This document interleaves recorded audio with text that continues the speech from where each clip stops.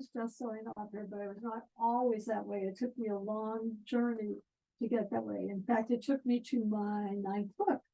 My very first book was a sensation written when I was 25, and I thought, oh, this is great. I'll always be this. Then my publisher went out of business, and I found another publisher, and my editor left, so I was sort of floating. And it kind of went that way until my 9th novel. So I had a 2-book deal with a big publisher, and I got a call from my editor one day who said, Caroline, I'm really sorry. I know this book is on contract, but we're not publishing it. I said, you know why? He said, well, we don't think it's that special. I said, what are you talking about? Can I make it more special? And there was that little silence again. And she said, well, we don't really think that you can. And so I said, well, can I write another book? And maybe that will be special. And she said, no, I think we should just part ways. So I hung up the phone thinking, well, this is terrible. If you have 9 novels and only the first one sold and all the rest are just, they got decent reviews, but nobody bought them and nobody knew who I was. And all my friends were getting prizes and going up, and there I was, and nobody knew who I was. So I did what every writer does, which is I called my agent and cried. I called all my friends and cried to them. And one of my friends said, look, I just got a new I think she might like this. And I said, well, even if she likes it, she's not going to like my sales figures. And she said, well, go try, just try. So I sent the book over to this editor. Her name is Andrea Miller. And she liked it. And she called me up and said, I really like the book. And I said, but I have to tell you, I don't sell books. And she laughed and said, oh, honey, you will now. This way. So they bought the book and they were amazing. I watched them. They did so much publicity and so much calling people and introducing me to people. And 6 months before the book even came out, it was in six printings. The week it came out, it was a New York Times bestseller. But the interesting thing was, because I had all those failures behind me, it didn't feel like anything. It just sort of felt like, oh, this is kind of interesting. How long is it going to be? So shortly after it was a New York Times bestseller, I got a response from the editor who had told me it wasn't special. She wanted to know if I wanted to come back. I said, no, I don't really think so. I'm not where I am. So a week passed. And then I got an email from her, only she thought I was her doctor. And she had a really gross, disgusting problem that she was talking about in detail, saying, what do I do? What do you think it is? And I thought, what am I supposed to do about this? I don't want to be mean, but on the other hand, I don't know anything about this. So I let it go. And a week passed, got the same email. And this time she was mad, saying, you're my doctor, it's worse. Now there's this and there's this stuff. So I said, I have to tell her. So I wrote her a letter, said, this is Caroline Leavitt. It's not really your doctor. I'm really sorry. I just think, you should know. She never wrote me again. So that's how I really became a writer. And I know now that, it's the work that matters. So much what makes a book successful has to do with, how you get readers, what media you get, and all this other stuff. And it's just a question of loving what you do and just persistent, just never, ever giving up. So anyway, this book, Days of Wonder. By the way, I never get to choose my covers. They choose the covers. They give you 3 covers, and some of them are great and some of them are not so great. And this one I happen to like a lot. Titles also you don't get to choose. I chose this, Days of Wonder, and they said, don't you want to call it something else? What if you call it like The Life and Times of Ella Fitchburg? I said, no. And they said, can you think about it? And I said, no, I really want this title. And they said, okay, well, you have a title. So this book started like every book that I write does, with things that haunts me. And what happened is I was sitting at a lunch with this woman who had been introduced to me by another woman as a good friend for me, a like really creative person, a wonderful person. And I found that she was. I really, really loved her, and she was so respected. And one day she sat me down and she said, Caroline, I have to tell you something. And I thought, oh no, this is not going to be good. And she said, I need to tell you that when I was 15, I committed a murder. And she said, I did do it. So I was 15. I was really, just wild and crazy, and I wasn't thinking of what I was doing. I was read it every single day. I'm not that person that I was back then. And I went to prison for it. So she went to prison for, I think she had like a 25-year sentence, and they let her go after 5 because she was such a model prisoner. She immediately changed her name, moved out of the country, got a profession. That's basically, I can't tell you too much about her because I want to protect her privacy. And these are the things that she's okay with my telling. So she, she started a new life and everything was fine. And then when she was 40, somebody found out who she was and they outed her. She lost jobs, she lost friends, she lost relationships. And she kept saying, I'm not the same person I was when I'm 15. Like, what do I have to do to be forgiven? So again, she changed her name, she changed her stuff, and she's been fine since then. But it's very hard for her to have any sort of relationship with somebody new because it always comes out, the question comes out like, what was your childhood like, and blah, blah, blah. And she just doesn't trust anybody. So I was so fascinated by that whole story of how somebody recreates themselves like that, and also how you can get people to realize that people can change. You can really change. It's not like, Charles Manson was in prison, and he always said, if you let me out, I'm going to do it again. I'm going to kill again. Someone like that, yeah, you want them in prison, you can't really forgive because they're the same as they were. But somebody who radically changed herself. So I wanted to write this story, but I did not want to, impinge on her privacy, so I decided to change it. So first of all, I set it in New York City. And I made it a lot about class, because New York City is a whole lot about class. There's huge gentrification, very, very wealthy people, and there's also very, very poor people. I made it into a Romeo and Juliet story with 2 15-year-old high school city kids.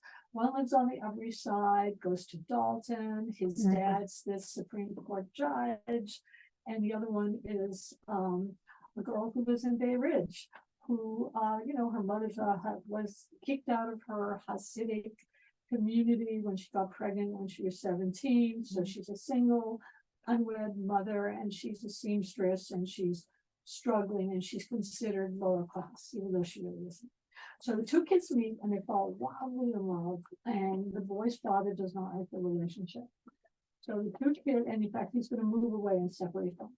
So the 2 kids decide in a fantasy that what they're going to do is, maybe they'll push him down the stairs, maybe he'll die, maybe this will happen. And it's all sort of fantasy. And meanwhile, they're not sleeping because they don't want to be separated, and they're taking Adderall, and they're drinking a lot. And one night they're talking about it, and it becomes more than a fantasy. And the boy said, well, the boy wants to be a botanist. He grows all these plants. And one of the plants is very good for heart disease. It's foxglove. In the right amount, it's good. In the wrong amount, it can kill. And so they're thinking, well, maybe we'll take foxglove, and they're not really doing anything about it. And what happens is it's hazy. In the book, you don't really know what happened that night. All you know is that the father collapses, and the girl is arrested at school, and the boy is arrested. And because the boy is wealthy, he's let go. And because the girl is poor, she's thrown into a room. She doesn't know that she keeps asking for her mom, because she knows she's smart enough to know if you're a minor, you're supposed to have an adult there.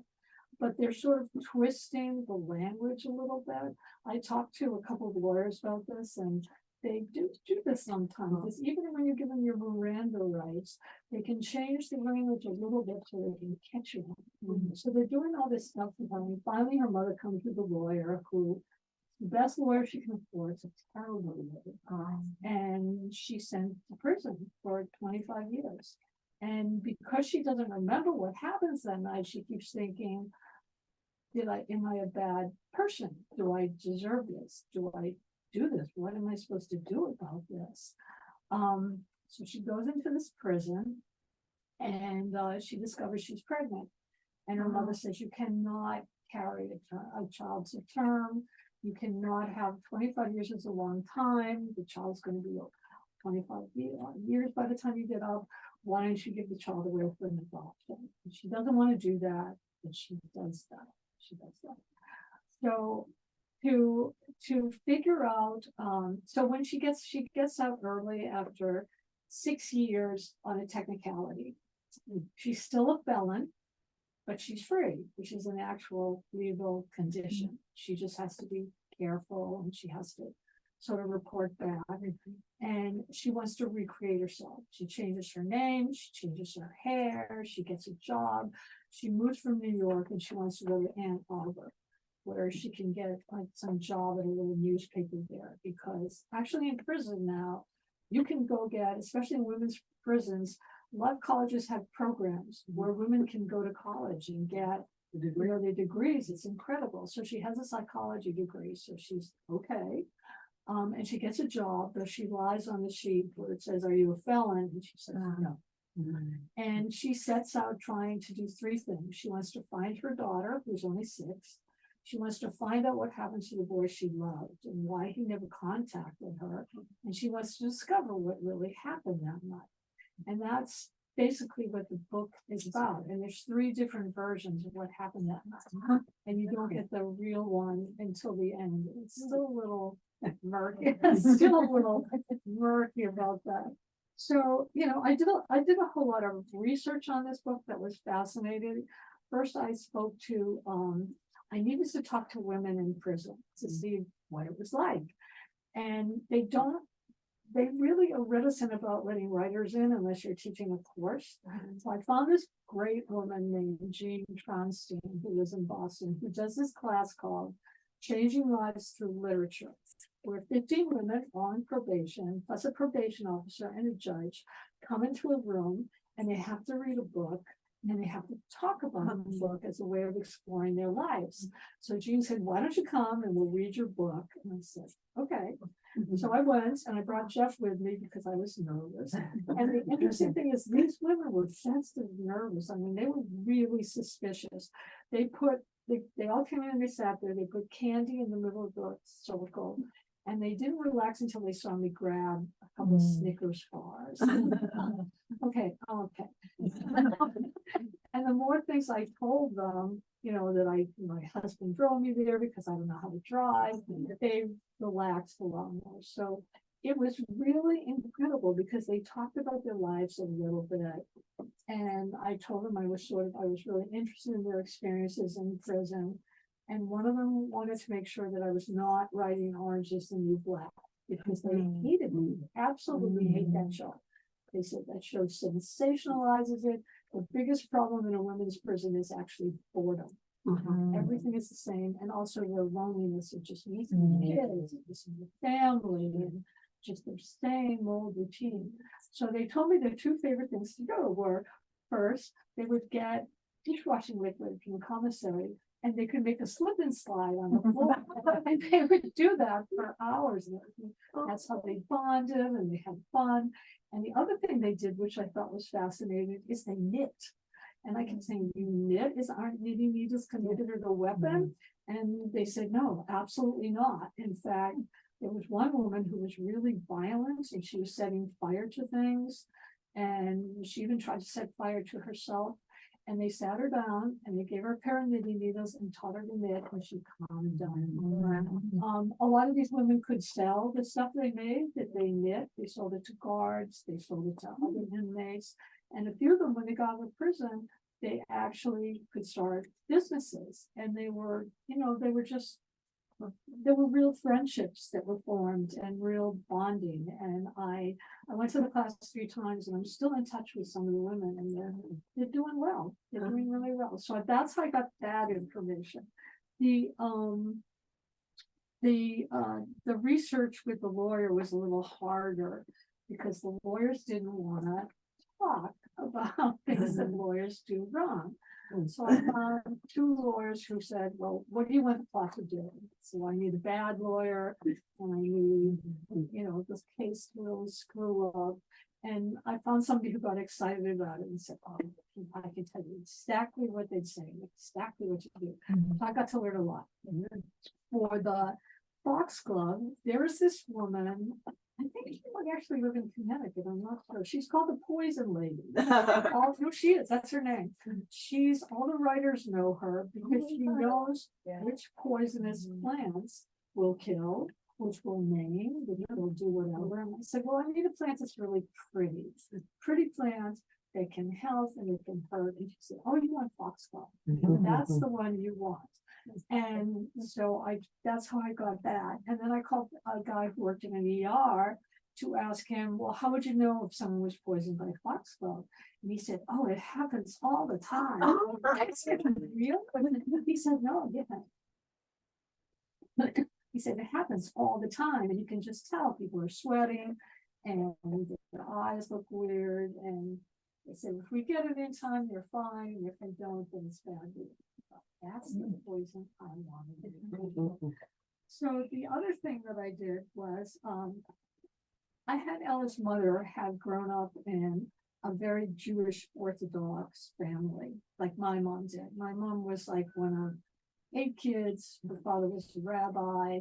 And my mother adored him. She loved the life. And when my mother was 19, I guess, or maybe younger, her father died very suddenly in the temple, and my mother fell apart. And she said, that's it. I'm not going to be in this community anymore. I don't believe in God. I just don't want anything to do with it. And when she went out and got married and had a family, my sister and I, she didn't really tell us very much about who we were or what we belonged to. And, we knew that there were holidays because we were always forced to go to relatives, as Margie knows. But we didn't know the meaning of any of the holidays. And it was hard for me because I lived in this neighborhood that was mostly Christian. We were the only Jewish family. And it was like, the late 1950s, early 60s, and kids would come up to me and say, well, where are your horns? And I didn't know what they were talking about. And in 2nd grade, we had a test, a pop quiz, and the first question on the quiz was, what did Jesus say to Mary at the well? And I remember thinking, what are you talking about? I wasn't even sure who Jesus was. I was a little girl. So I wrote down, where are the cups for the water? And the teacher called me up afterwards and said, do you think this is funny, Caroline? I said, no, I don't.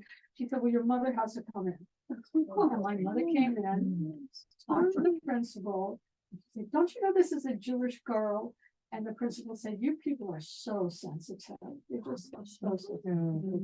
So, that was my feeling about growing up in this culture. And all my friends my few friends who were Jewish, I'd gone to Hebrew school or to school, and I had just never been sent. So I felt like the other, I felt like the other. It was really, really hard. So I wanted to write Helen as a character for my mom, whose name was also Helen, because all her life she yearned for that community. She kept telling them stories, how great it was. She loved it. And since I lived in New York, I thought, well, I should probably write about the Hasidic community in Williamsburg because it's much more restrictive and it would be more dramatic. The problem with that is that if you walk into Williamsburg, they're very polite to you, but they don't want to talk to you. And they don't want to be looked at like they're zoo animals, and rightly so. So I figured, okay, I have to find people who were in the Hasidic community who got out. And I found 3 different people. Well, actually, I found 5 different people, but there were 2 who were really great. One of them was this woman named Beatrice Weber. She got married when she was 17. She had 11 children, year after year.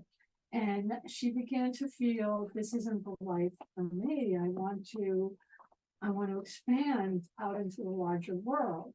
And her husband said, well, that's all right. If you do, I'm keeping custody of all the kids. And she took it to court and she got custody visitation rights. And she said, okay, I'll do that. But it was really, really hard for her. And in fact, she just recently asked her to the secular education that Hasidic kids in yeshiva was so terrible. And she won. She absolutely won. She's this amazing, incredible woman. And she became my friend because she's just amazing. And she, I asked her, well, what do you, I asked her, like, well, what didn't you like about the community? And there's a million things not to like. You can't read, you can only read special books. You can't read secular books. She told me when she was little, there was a song that everyone had to sing, which was, I cannot do this. I cannot talk to boys. I cannot do this. And it was kind of a sing-song thing, and very separation between the males and the females. I said, well, what did you miss? And she said, what she really missed, which all the people I spoke to who were ex-husbands said, was a sense of community. If you knew you were protected, you knew you were loved, you were everybody's child. And if you needed to get married and you wanted a nice wedding, but you didn't have any money, all the people would get together and, throw you away. But if you stepped outside that line, then you were bringing shame to all the families, and there would be no more matches, and so you were not allowed back in the community, which is very, very hard. So the other person I spoke to was this writer, also really interesting, Leah Lax. Leah Lax is one of the few people I know who joined the Hasidic community. She was growing up in Texas, and she sort of knew that she was gay, and it really made her upset. And she decided she'd go into a community like that where there were lots of rules. You didn't have to worry about who you're going to be or what you're going to be. And she went into that community. Again, she had like 8 kids, right, one right after another. And then she began to chafe about it and think, I don't belong here. I don't belong here. So she left, again, lost custody of her kids. And she created a whole new life for herself. And she's a writer now. She's written a couple books. She wrote an opera. She's really happy. She's a wonderful person, except with her kids, because some of them, they're told that they're outsiders now, and they're not really supposed to have interaction with people who are not of the faith. And I asked her, well, what do you miss the most about the community? And she said the same thing, that, when it was good, when she was first in it, it was lovely. So there was music at the table every night, and singing and food, and everybody took care of each other. And the cost of that was that you're separated from the real world, which was something that she wanted not to be. So I wanted to put that in the book, and I wanted to, make it more alive that way, have it that way. The only other thing that I want to say is that I wanted to tell you that this book is so meaningful to me because it has all my family's names in it. It really does. I mean, Helen, the mother, my mom's name was Helen. And I was really sad that my mother didn't live to see this book, because I don't know whether she was very private, and sometimes she would get mad if I wrote about her. But I thought, well, she'd like this because Helen was such a big fan. My father's name was Henry, and he was an absolute horrible brute. And I wanted to put his name in, but not as a brute. So I had the character of Henry be a really nice person. I felt like, well, that redeems the name. My sister, I just put in for a little bit. And she was like one of the Hasidic people who was satisfied with the life. I made her name Ruta, which was very much like my mom, like my sister. And I liked having the family in the book. It just sort of felt like they were anchoring me in the story. And that was really great. So I just actually want to tell you one more story, and then I'll open it up for questions, which is when the pandemic started and everybody was absolutely panicked. I was due to go on a book tour to, for a bunch of cities and speak to 100 librarians in Texas. And our girlfriend, my publisher, called me up and said, "We're really sorry, Caroline, it's canceled. Everything is canceled." And I thought, everything? And she said, "Yep, everything is canceled. Like, we don't know what we're going to do, just forget it." And I hung up the phone and just thought, "I can't do this. This is terrible." I memorized this speech with hand movements. And so I made a video of myself doing it. And I sent it to Algonquin, and they said, "Oh, this is really good. We're going to send it to the libraries." And I said, "Oh, okay." And I decided I was going to start the Nothing is Canceled book tour. And what it was going to be is anyone who had a book out, all you had to do was make me like a 1 minute or 2 minute video, talk a little bit about your book, and you have to call out an indie bookstore that you love, and you have to call out another author. I thought I was going to have 10 people. I had 200. So all I was doing was popping up these videos. And in a way, it was good because I didn't have to think about the pandemic because I was so busy. So at the end of the week, I got a call from Ron Charles at the Washington Post. And he said, "Caroline, what are you doing?" I have no idea. He said, "Well, keep doing it." So I kept doing it. And then I got a call from another writer I know, Jenna Blum, who said, "Do you need help? Because I'm really good with organization. I'm really good with this stuff." And I said, "Oh God, please help me." So she helped me, and we formed A Mighty Blaze. And it was meant to showcase authors, connect authors with bookstores, celebrate independent bookstores. Now we have a baking show, and we just started steadily getting people who were willing to volunteer because nobody had anything to do during the pandemic, so it was great. So we had to get writers, like big names, to draw other people, and I thought, oh my God, how can I do this? And I remembered that I used to have a book column at the Boston Globe, and I remembered that I had once written a rave for David Duchovny, the actor. And I thought, oh, okay, I'll contact him. So I contacted him and I said, "Remember me? I wrote this great review of your book. I gave it a rave." And he said, "Oh, yeah. And I told him about A Mighty Blaze. And I said, "I really need you to come on and interview you." And he said, "Oh," and there was a silence. And he said, "Okay, I'll do it." And he did it, but the funny thing is he did it without any pants on. I could tell he had his pants on a chair over there, but he was fine. So then I knew I had once written a letter to John Irving, who's my literary hero, years ago, and I had just written him a letter about how much he meant to me and how much I loved his books. And he wrote me a letter back and he said, "I read this letter 3 times because I was waiting for the ask and he didn't ask me." So that's why I answered. And I thought, I can get him. And so I wrote him a letter and I said, "Look, remember me? I didn't ask. I'm really asking. It's for a really good cause." And he said, yes. He said, "I will do it." And he came on and I was so terrified because he's a big deal. And he was so generous and so lovely. And the only problem with him was that his wife was on the phone the whole time in the back. And you could hear her talking. And I couldn't really say, because it was John Irving, "Can you tell your wife, that it's rude?" So I just had to sort of talk around it. But once we had those 2 people, more people came to us, and they didn't want to get paid, which was great because we had absolutely no money. And more authors came, and it became fun. It became really fun. So we have We have 30 passionate volunteers now. I don't, even though I'm co-founder, I have no idea what they're doing because I'm not good at technical stuff.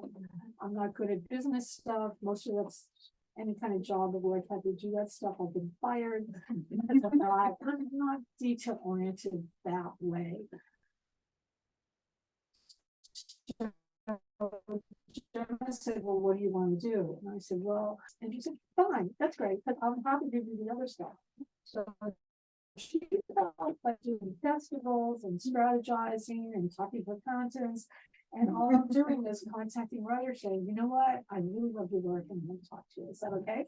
And they all want to come. And it's all really, really fun and it's loose and it's, I get to use StreamYard and it just builds just a fantastic writing community. And it's just a great thing, So I do have one more story, but I just want to know if there's any question first I can answer.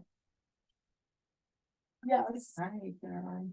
Hi. I have one follow-up to when you went to talk to the women who were out of prison and in their group. Can you talk a little bit more about what they do when they read a book together? Is that yes, they all read a book. The book they had to read the first time was actually one of mine. And they're allowed to say anything they want about the book. And I told them, yeah, you can tell me you hate it, and that's fine. That's your opinion. I respect it. And they sort of test drove that. And one woman said, I hated it. And I said, oh, that's okay. Like, what did you hate about it? And it was really interesting what they hated because you could sort of get an idea what their lives must have been like. She said, I hated that guy did that to that woman. Guys always do this kind of stuff and you can't trust them. And I just sort of listened. And every once in a while, the Jean Tronstein, who moderated the place, would offer something up and say, well, not all men are like that. And the woman would say, well, yes, they are in that experience. Say, okay, that's all right. That's that's the experience. Some of the women would say, I don't like to read, and I just, I didn't get anything out of it. And another woman started crying, and I said, are you okay? And she said, well, something in the book really moved me. I said, do you want to talk about it? And she said, no, not in class. Can I email you? And I said, yeah, you can. You actually can. And that made all the women really surprised because I guess nobody ever treated them like they had stories to tell. And they did, and they do. Most of the time they didn't talk about any of the crimes that they did.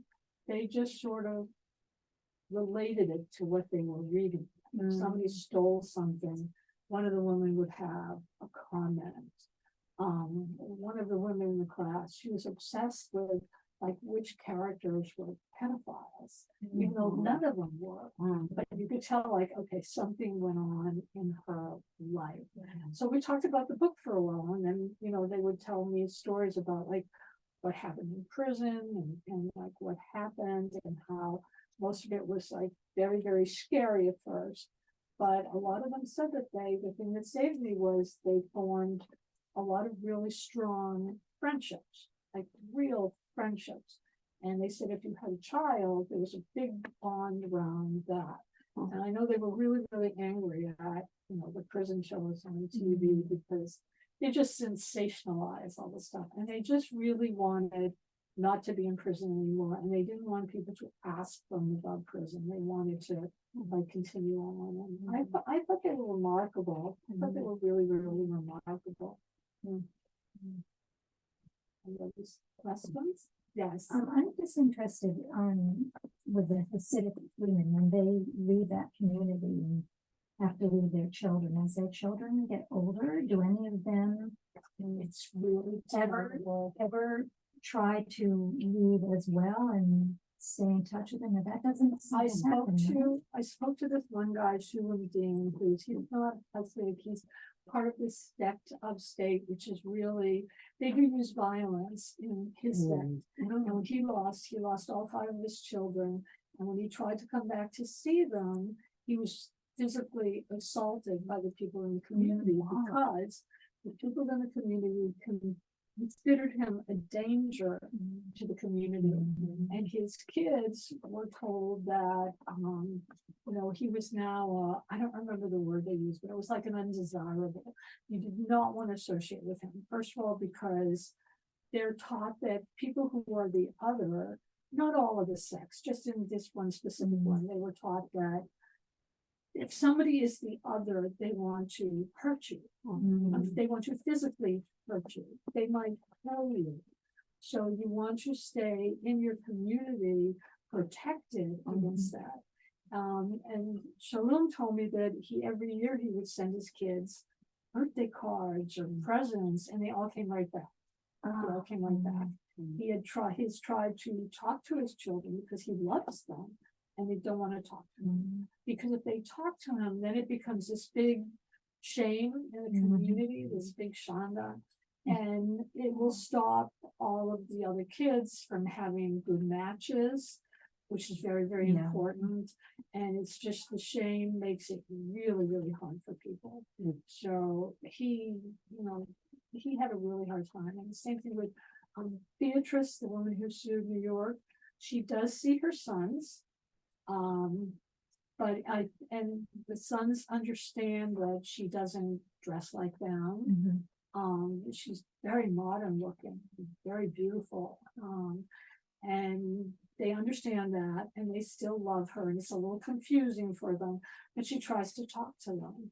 And I think they were really happy when she got better education, because they really weren't learning anything in the yeshivas. And so she did that. But it's totally heartbreaking. It's totally heartbreaking. There's all this stuff, like getting a match is the most important thing. You gotta get married, you gotta get a match. And if you come from a family where somebody has asthma, say, that's gonna make it harder to get a match. And if you have a daughter who's like Helen in the book, who gets pregnant, even though it was an attack, she was raped, it was not her fault. It's still a disgrace, because now nobody's going to want to marry her, and nobody's going to want to marry, make a match for the kids. And if you can't make a match for the kids, there are money issues, and there's the issue of shame, and there's a lot of gossip, and you just can't do it. I did hear from some people that some parents, if their daughters get pregnant, they quickly send them to Israel, and they say they're going to Israel to relatives. And when they're in Israel, either they have the baby and it gets adopted, or I don't think they get abortion, but they just give the baby away. And then they come back as if from a vacation. Because some parents really, they want their daughters back in the community. And a lot of the rabbis also want the daughters back in the community. And they feel like, well, that's an easier way to do it. And there's a lot of things changing in the community. It depends on, there's a million different sects. Like some of them do have to wear the wigs, and some of them don't. There's also, like, interestingly, about one woman in Williamsburg who, she makes gorgeous wigs, like really sort of long, cascading, sexy wigs with highlights. And there are some people who design clothes that they're modest, but they're still beautiful. They're just well cut, and they look nice. So I just found it a really fascinating community, because my whole thing is like, how do you get to be the other? And especially in a community where you're all supposed to be together. And if you stray from that, the cost is terrible. It's just really terrible. Any other questions? Okay, I have another story then. This is a really good story. This was when I was in college at Brandeis, and I was trying to be a writer. I took a course from this guy who's this big famous writer. He was horrible. And he used to, when it was my time to do anything, he would like pick my story up like this and says, okay, now we're going to talk about this garbage. And he would tell me, you're never going to be a writer, you're a horrible writer. And I got so angry one day, I said, you know what, I'm going to show him. I'm going to quit school, I'm going to go to Paris and be a writer, and he's going to be sorry. I was 19, I didn't know anything. So I went to Brandeis and I said, I'm dropping out of school. And the dean said, well, before you do that, you have to talk to 3 professors dear. first. Ah. Okay. I talked to the first one who said, you're crazy, you're giving up a world-class education, what will your parents say, what's the matter with you, and, it went in one ear and out the other. So the second guy I talked to was basically the same, of like how insulting this is, that you don't think the school is good enough for you, you're way too young, you should just like knuckle down. I thought, again, in one ear out the other. So the third guy came in, he was the swashbuckling cape. And he just looked at me very curiously and he said, so what's your story? And I said, well, I'm going to quit school and be a writer in Paris. And I waited and he said, oh, I'm really interested in that. That's like very interesting. Tell me more about it. And he wasn't judging. I thought, oh, that's good. I said, well, I'm going to go to Paris. And he said, well, where are you going to live? And I said, I'm going to live right in the heart of Paris. And he said, oh, really? That's so interesting. And he said, do you have money enough to do that? And I said, oh, maybe not. And he said, well, that's okay because you can get a job. He said, well, what are you equipped to do?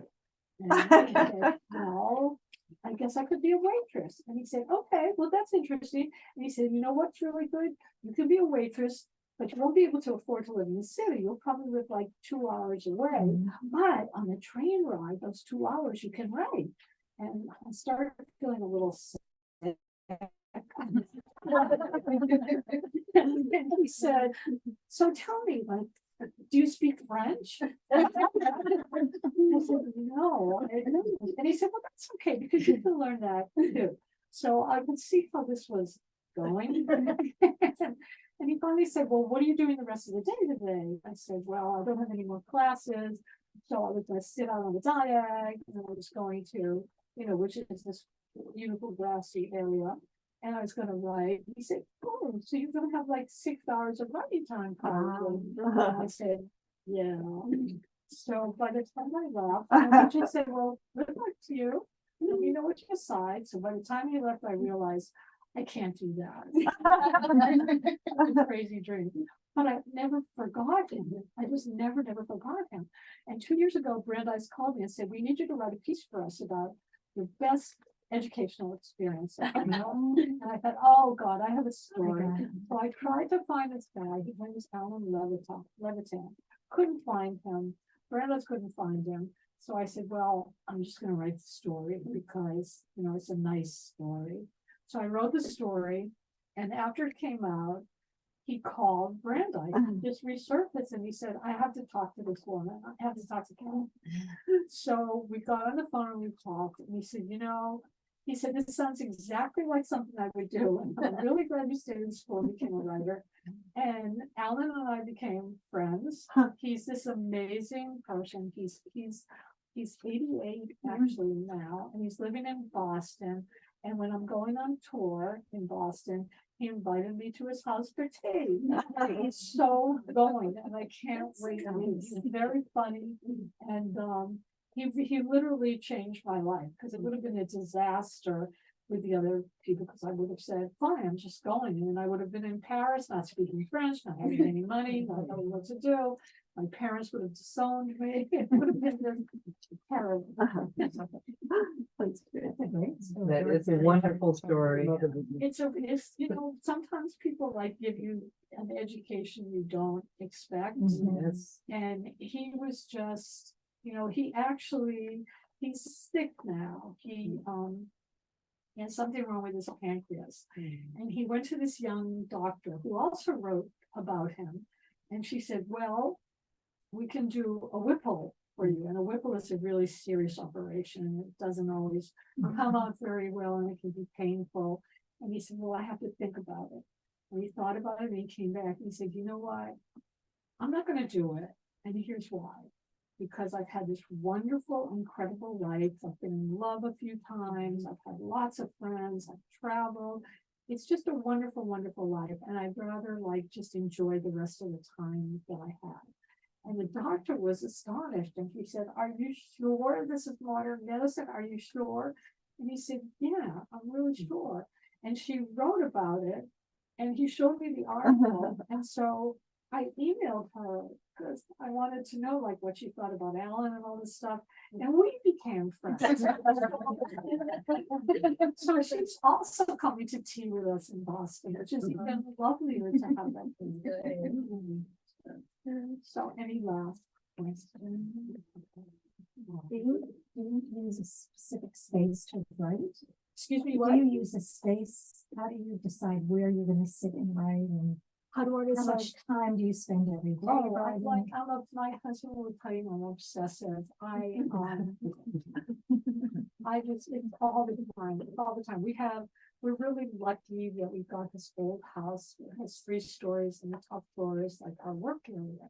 So I have a room of my own and I go in there every day and I have my coffee and my thing is always like 4 pages for 3 hours. That's all I can do. It's so long.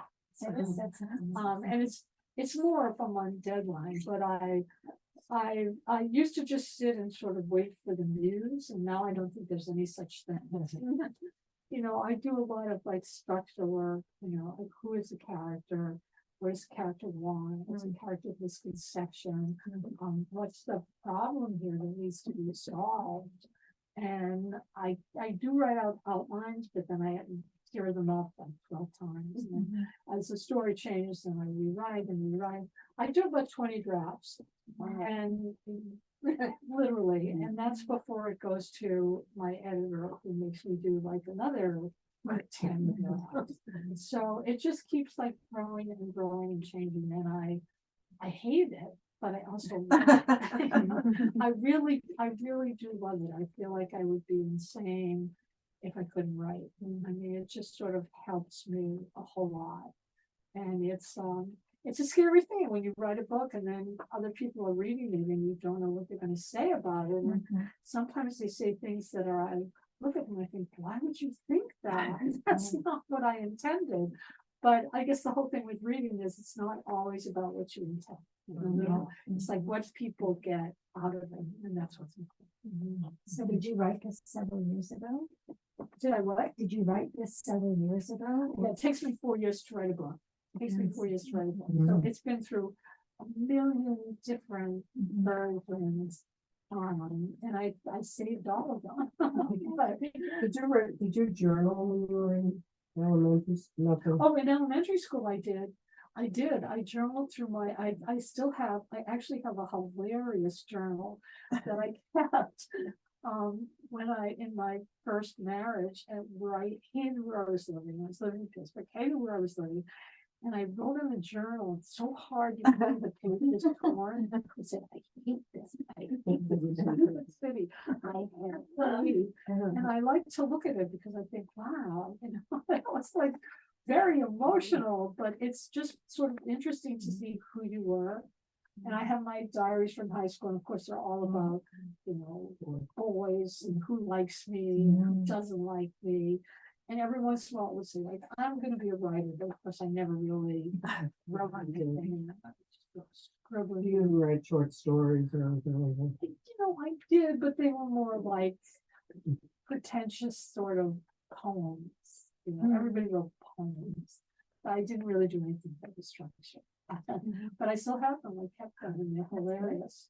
Caroline, thank you so much. This was so enjoyable. And if you had questions that you didn't get a chance to ask, she is going to sign books, and you can certainly chat with her when you have your book signed. And some of the books have already been signed, but not to fret. She can personalize them for you. And a big thank you to everyone for supporting RJ Julia Booksellers, your independent bookstore. So thank you. Thank you for that. Thank you all.